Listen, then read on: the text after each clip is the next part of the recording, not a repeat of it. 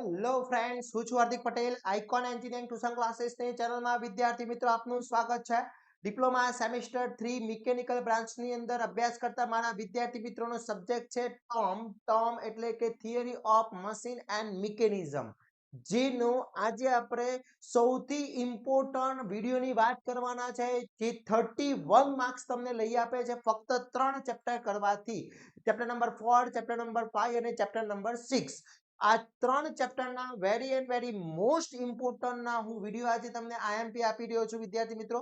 તો મારા ચેનલ ઉપર નવા હોય તો ચેનલને સબસ્ક્રાઇબ કરી દેશો, બેલ આઇકોન ઓન કરી દો, જેથી નવા વિડીયો આવે તરત જ નોટિફિકેશન આવી જશે. Already unit number 1, unit number 2 અને યુનિટ નંબર 3 ના આપણે ઓલરેડી વિડીયો અપલોડ કરી દીધા છે. આજે આપણે 4, 5, 6 એટલે ટર્મના બધા જ યુનિટના આપણે મોસ્ટ આઈએમપી ક્વેશ્ચન તમને પ્રોવાઈડ કરી દીધા છે. આટલી તૈયારી સ્ટાર્ટ કરી લેશો અને ટૂંક જ સમયમાં આપણે સુપર 30 ક્વેશ્ચન પણ તમને પ્રોવાઈડ કરવાના છે. તો વિદ્યાર્થી મિત્રો, ચેનલ ઉપર નવા હોય તો ચેનલને સબસ્ક્રાઇબ કરી દેશો, બેલ આઇકોન ઓન કરી દો, જેથી નવા વિડીયો આવે તરત જ નોટિફિકેશન આવી જશે. જોડે અમારા વોટ્સએપ ગ્રુપની અંદર જોઈન નથી થયા તો ફટાફટ જોઈન થઈ જશો, જેની લિંક ડિસ્ક્રિપ્શનમાં મૂકેલી છે. વિદ્યાર્થી મિત્રો, સેમેસ્ટર 3 મિકેનિકલ બ્રાન્ચના દરેક સબ્જેક્ટના કોર્સ આપણે અપલોડ કરી દીધા છે. હજી સુધી તમે કોર્સ પરચેસ નથી કર્યો તો કોર્સ પરચેસ કરી લેશો. એની લિંક પણ ડિસ્ક્રિપ્શનમાં મૂકેલી છે, ત્યાંથી કોર્સ પરચેસ કરીને તૈયારી સ્ટાર્ટ કરી શકો છો. હવે unit number 4, unit number 5 unit number 4, unit number 5 અને 6 આટલા તમે તૈયાર કરી લો છો તો 31 માર્ક્સ તમને પ્રોવાઈડ થાય છે જીટીયુ ની અંદર. 31 માર્ક્સ નું આ આખું 3 ચેપ્ટર છે. તો આ ચેપ્ટરના મોસ્ટ આઈએમપી ક્વેશ્ચન આપણે અહીંયાથી તમને પ્રોવાઈડ કરી રહ્યા છે. એમાં first unit number 4, unit number 4 જે છે, યુનિટ નંબર 4 ની વાત કરવામાં આવે તો જે 15 માર્ક્સ નું આખું ચેપ્ટર છે, જે પાવર ટ્રાન્સમિશન છે, ચેપ્ટર 4 છે, એના મોસ્ટ આઈએમપી ક્વેશ્ચન ની વાત કરીએ તો વ્યાખ્યા આપો module, time value, response, speed ratio અને ક્રીપ અને સ્લીપ. આની વ્યાખ્યાઓ ઘણી વખતે પૂછાતી હોય છે અને પૂછવાની પોસિબિલિટી પણ છે. બીજો છે બેલ્ટ ડ્રાઈવ સ્લીપની વ્યાખ્યા આપો. બેલ્ટ ડ્રાઈવની વ્યાખ્યા શું છે, તેની નિવારવાની રીતો કઈ કઈ છે, જે બેલ્ટ ડ્રાઈવ સ્લીપ થતો હોય છે એની નિવારવાની રીત શું છે. સ્ટીલ વાયર રોપના ઉપયોગોની યાદી બનાવવાની છે. સ્ટીલ રોપ વાયર જે છે એના ઉપયોગો, એના યુઝિસ શું છે, એની યાદી બનાવવાની છે વિદ્યાર્થી મિત્રો. એના પછી બેલ્ટ ડ્રાઈવ સ્લીપની વ્યાખ્યાઓ આપો અને તેનો નિવારવાની રીતો જણાવવાની છે. ઓકે. એના પછી ચેન ડ્રાઈવના ફાયદા જણાવો. આ 3 માર્ક્સ 4 માર્ક્સ ની અંદર પૂછાતા હોય છે. ફાયદા ગેરફાયદા યુઝિસ છે એ 3-4 માર્ક્સ ની અંદર પૂછાતા હોય છે. એના પછી બેલ્ટ ડ્રાઈવના ફાયદા ગેરફાયદા ઉપયોગો લખો. મિકેનિકલ પાવર ટ્રાન્સમિશન ને વર્ગીકૃત કરવાનું most and very most important question છે. પછી રિવેટ ગિયર ડ્રેનની રચના અને કાર્ય આકૃતિ સમજાવો. 4 અથવા 7 માર્ક્સ ની અંદર આ ક્વેશ્ચન પૂછી શકાય છે. યાની કે 15 થી 16 માર્ક્સ નું ચેપ્ટર છે. આ ચેપ્ટરના દરેક ક્વેશ્ચન તમારે પરફેક્ટલી કરવાના છે. જે વિદ્યાર્થી મિત્રો પાસ થવા માંગતા હોય, સારા માર્ક્સ મેળવવા માંગતા હોય, યુનિટ નંબર 4, 5, 6 કરી લેશે.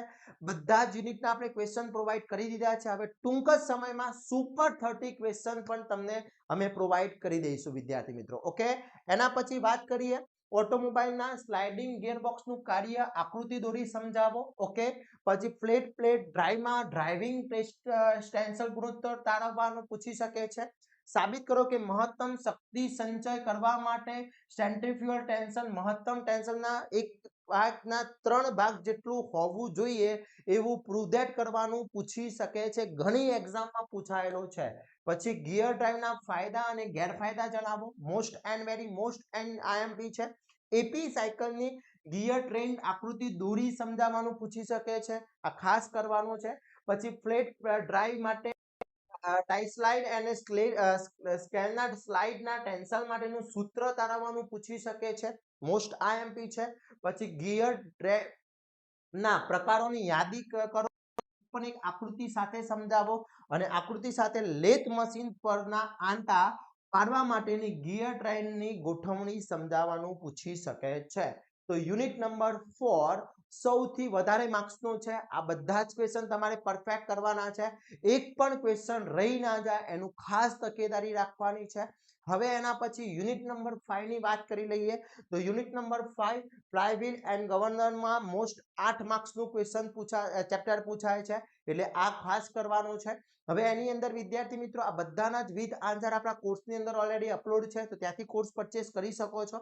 પહેલો જ છે ફ્લાયવ્હીલના કાર્ય અને ઉપયોગો. ફ્લાયવ્હીલ અને ગવર્નરની સરખામણી મોસ્ટ આઈએમપી છે, ડિફરન્ટ પણ પૂછાતો હોય છે. પ્રેસ માટેના ટર્નિંગ મોમેન્ટ ડાયાગ્રામ દોરવાનો મોસ્ટ આઈએમપી છે. પછી 4 સ્ટ્રોક સાયકલ એટલે આઈસી એન્જિનના ટર્નિંગ મોમેન્ટ ડાયાગ્રામ આકૃતિ દોરી સમજાવો. 4 અથવા 7 માર્ક્સની અંદર ક્વેશ્ચન પૂછાતો હોય છે. ક્લિયર. એના પછી સાબિત કરો કે મહત્તમ fluctuation of angle delta E બરાબર 2 ECS થાય છે, એ પ્રૂવ ધેટ કરવાનું છે. પછી વિવિધ પ્રકારના ગવર્નરની યાદી બનાવો. કોટન ગવર્નરનું કાર્ય આકૃતિ સાથે સમજાવવાનું છે. પછી સેન્ટ્રીફ્યુગલ ફ્લુઇડ ગવર્નર માટેના કંટ્રોલ ફોર્સ કર્વ દોરવાનો છે અને હર્ટનેલ ગવર્નરની રચના તથા કાર્ય આકૃતિ સાથે એટલે સેપરેટલી પણ પૂછી શકે છે. તો ખાસ ધ્યાન રાખજો.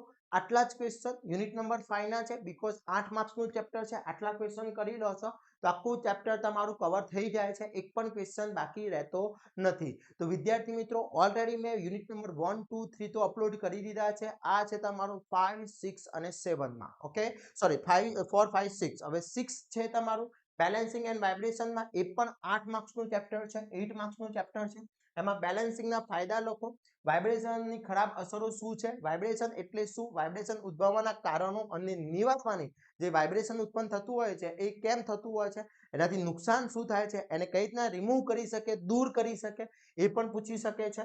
એના પછી સિંગલ રોટેટિંગ માસનું બેલેન્સિંગ, સિંગલ રોટેટિંગ માસ વડે એક જ પ્લેનમાં બેલેન્સિંગ કરવા માટેની રીતો સૂત્ર સાથે સમજાવવાનું પૂછી શકે છે 4 અથવા 7 માર્ક્સની અંદર. ચાર્ટના સ્વરૂપમાં વાઇબ્રેશનના પ્રકાર વર્ગીકરણ કરીને કરવાના છે.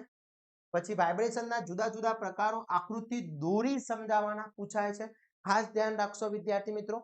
એના પછી કોઈ પણ એક રીતે ઉપયોગ કરી એક જ સપાટીમાં ફરતા ઘણા બધા દ્રવ્યોની સમતોલન કરવાનું પૂછી શકે છે. Most and very most important છે. પછી વાઇબ્રેટિંગ સિસ્ટમના ઘટકો લખો અને વર્ગીકરણ કરવાનું છે, મોસ્ટ આઈએમપી ક્વેશ્ચન છે. અને લાસ્ટ ક્વેશ્ચન છે જુદા જુદા માસે એ જ પ્લેનમાં ફરતા હોય તેનું બેલેન્સિંગ ગ્રાફિકલ રીતથી સમજાવવાનું છે. આ સૂત્ર બેલેન્સિંગ કરવા માટેની રીત છે, સૂત્ર તારવવાનું છે અને આ ગ્રાફિકલ રીતથી સમજાવવાનું છે. તો આ બધા જ question very and very most important છે. યુનિટ નંબર 6, યુનિટ નંબર 6 પછી વાત કરીએ તો યુનિટ નંબર 5, એમાં આટલા ક્વેશ્ચન છે. આ બધા જ ક્વેશ્ચન તમારે પરફેક્ટલી કરી લેવાના છે, સ્ક્રીનશોટ પણ લઈ શકો છો. અને એના પછી યુનિટ નંબર 4 ના, આ યુનિટ નંબર 4 ના ક્વેશ્ચન છે. ઓકે વિદ્યાર્થી મિત્રો, આ બધાના જ વિથ આન્સર આપણા કોર્સની અંદર અવેલેબલ છે, ત્યાંથી કોર્સ પરચેસ કરીને તૈયારી સ્ટાર્ટ કરી શકો છો અને બેસ્ટમાં બેસ્ટ માર્ક્સ મેળવી શકો છો વિદ્યાર્થી મિત્રો. ખાસ ધ્યાન રાખશો 31 માર્ક્સ એટલે કહું ઓછા ના કહેવાય વિદ્યાર્થી મિત્રો, સૌથી વધારે માર્ક્સના ચેપ્ટર છે. આ ચેપ્ટર 31 માર્ક્સના પૂછાતા હોય છે. 31 માર્ક્સ એટલે પાસિંગ અપ થઈ જાય 50%, 3 ચેપ્ટર 50%, 3 ચેપ્ટરમાં, એટલે બધા જ ક્વેશ્ચન મેં અહીંયાથી પ્રોવાઈડ કરી દીધા છે. હવે ટૂંક જ સમયમાં આપણે સુપર 25 અથવા 30 ક્વેશ્ચન આપણે અપલોડ કરવાના છે ટૂંક જ સમયની અંદર. તો વિદ્યાર્થી મિત્રો આપણી ચેનલ સાથે જોડાતા રહેશો, ચેનલને સબસ્ક્રાઇબ કરી દેશો, બેલ આઇકોન ઓન કરી દો જેથી નવા વિડીયો આવે તરત જ નોટિફિકેશન આવી જશે. આ વિડીયોને વધુ શેર કરશો જેથી દરેક વિદ્યાર્થી મિત્રો તૈયારી કરી શકે.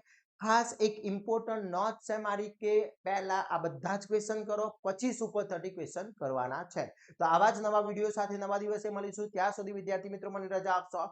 જય હિન્દ, જય ભારત.